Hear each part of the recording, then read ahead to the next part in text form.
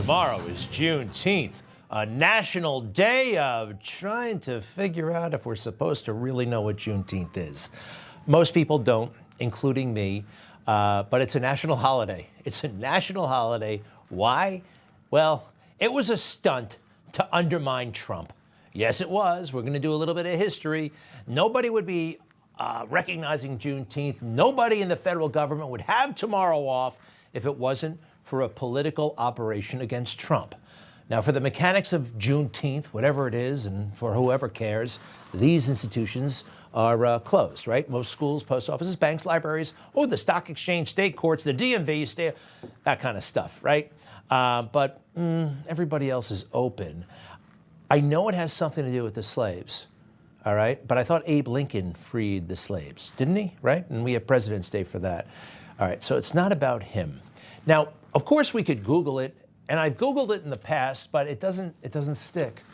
It's not part of our shared heritage. It's not. We have these big, momentous holidays where everybody takes a day off for things that bring us together. But this, again, myself included, people don't know what it is, and if they do, it's kind of vague at best. What is Juneteenth? What is Juneteenth? You know what Juneteenth is. I don't know. You got no idea? No idea.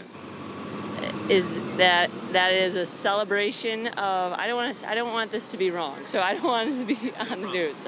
It's the celebration of, now don't ask me what state, where they took the state and they actually messed up the homes of all the blacks that lived there. They ruined it, and then now it's celebrated as Juneteenth. I think basically it's a time for like little kids come together or something like that. I mean, it's a long story. I know really what happened, but it was a Wall Street for the blacks, I think so. For some reason, it's recognized as a holiday that there was a gap between when the people knew they were freed in, I believe, Texas, and they didn't learn until June 19th. So there was a period of time they're actually freed and didn't know it. I think you might be right, but I'm not sure. I'm pretty sure I'm right. All right. But to me, it's a bizarre holiday because it's basically celebrating not knowing you're free. He's right. I mean, about the delay? Look, I still don't know what it is, and that's okay. It is actually more than okay, because we're supposed to have national holidays and remembrances for stuff that brings us together, all right? Why is tomorrow officially a national holiday? Because it was an operation to get Trump. Who remembers COVID? Of course, we all do. 2020, the whole country was shut down. Now, part of that stunt, and COVID, yeah, parts of it were a stunt to undermine Trump, to stop everything so he would not be reelected. You know, he was anxious. It killed him that he was in the White House, that he had to stay in the White House. So he said finally, you know what? We're having a rally. We're doing it. We're going outside, and we're going to have a rally in a great big arena.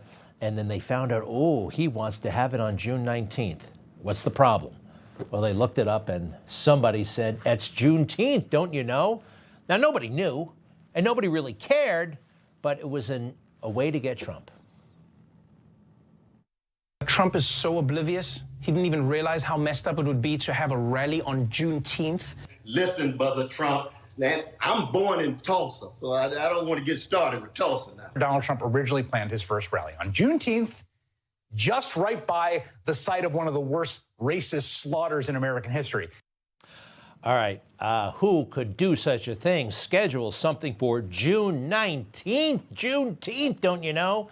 All right, in a moment, I'll show you Obama cracking jokes and not saying anything about Juneteenth every year of his presidency.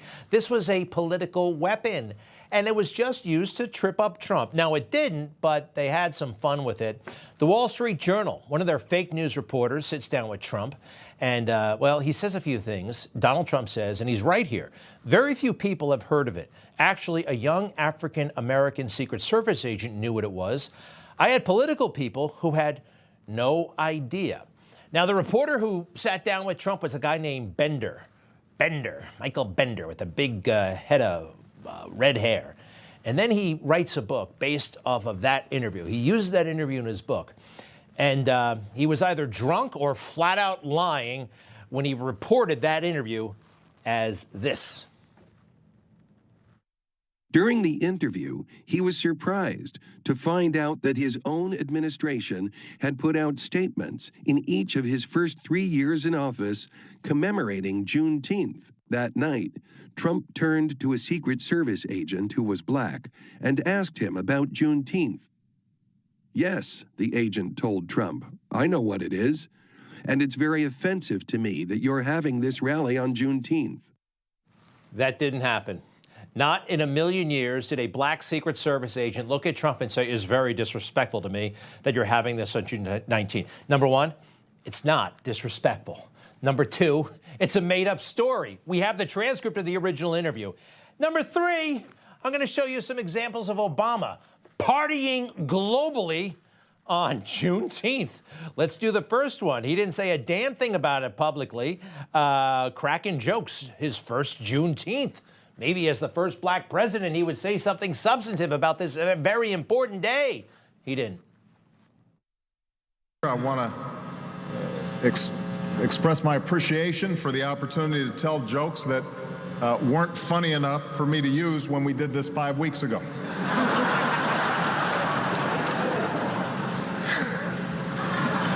Whatever.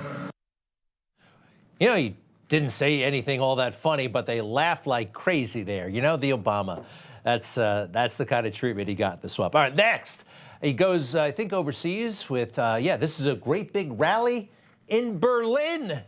And he doesn't say anything about Juneteenth. Nope. As I've said, Angela and I don't exactly look like previous German and American leaders. All right, and it got a bit of a laugh. What's the point there? Oh, he's black and Angela Merkel is white. How disrespectful. I find it very offensive that he did not say anything about Juneteenth. Very offensive that he's hanging around Berlin on Juneteenth.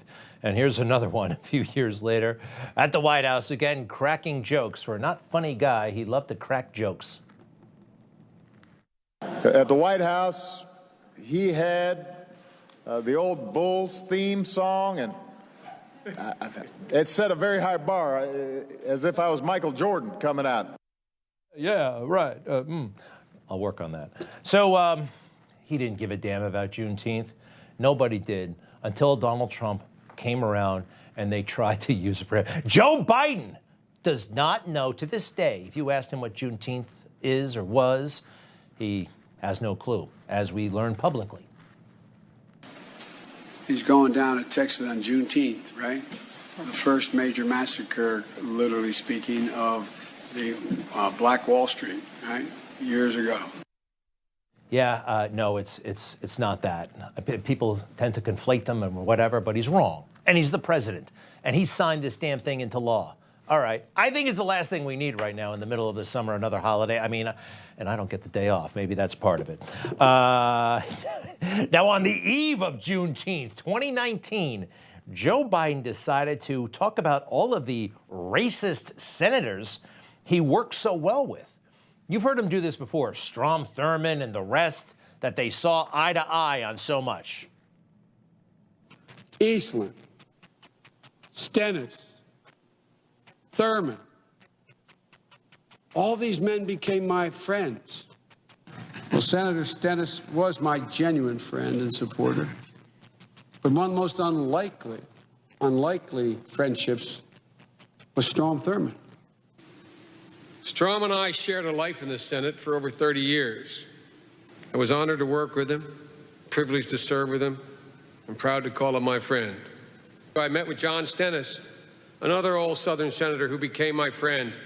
Oh, I served with Jim Eastland, Strom Thurmond. So you get the point, right? But if you look at it, if you look at it back during the campaign, so he made all these comments, he publicly, but when he was talking to donors, he'd say the same stuff, right?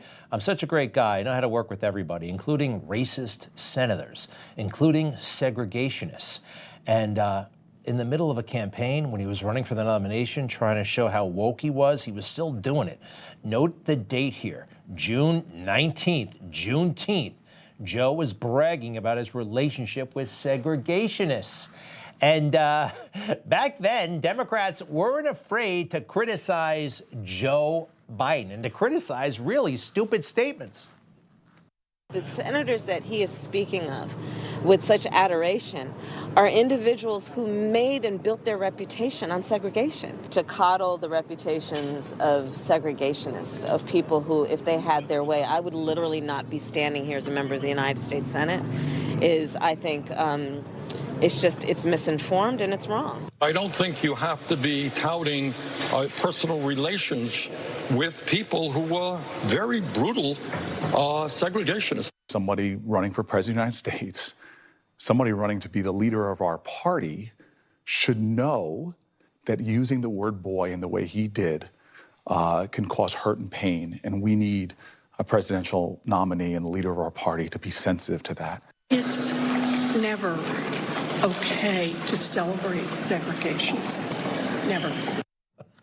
Well, that's how they felt when they were running for president. Oh, well. Did you notice what Cory Booker said? It's not right to call a person of color boy. And most people, I think, understand, yeah, that's, and boy is just, it's belittling. You don't call an adult a boy, do you? Joe Biden did to Governor Wes Moore, the new Democrat governor of Maryland. This guy's a little bit high on his own supply, by the way. I can't stand him. He's on TV all the time when he's not doing the work of governing, in my opinion. But whatever, most people join politics for the fun and the perks. This is what Joe Biden once said about him after being introduced by Wes Moore. And you got a hell of a new governor in Wes Moore, I tell you.